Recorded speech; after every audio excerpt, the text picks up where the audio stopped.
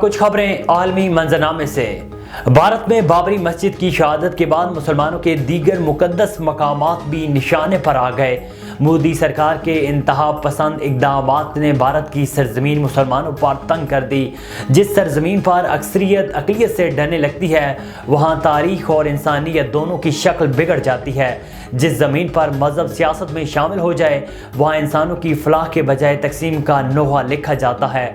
राम मंदिर के इफ्तिताह से भारतीय मुसलमानों की मुश्किलात मज़ीद बढ़ गई हैं। इस्लामी ताउन तंजीम ने भारतीय वज़ीर आज़म नरेंद्र मोदी की जानिब से बाबरी मस्जिद की जगह पर राम मंदिर का इफ्तिताह करने की शदीद मज़म्मत की है।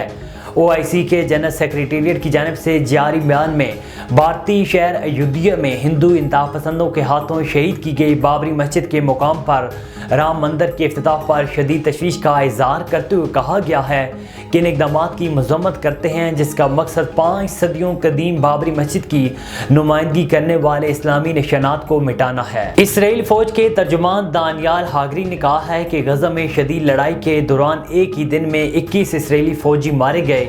ये 7 अक्टूबर 2023 के बाद से एक दिन में इसराइली फ़ौज का सबसे बड़ा नुकसान है। फौजी तर्जुमान दानियाल हागरी ने एक इंटरव्यू में कहा है कि ज़्यादातर फौजी इस वक्त हलाक हुए जब रॉकेट लॉन्चर से चलने वाले बम ने एक टैंक और इमारत को उड़ाने की कोशिश की है। 7 अक्टूबर 2023 को हमास के इसराइल पर अचानक हमले के बाद से गज़ा पर इसराइली जारहियत जारी है।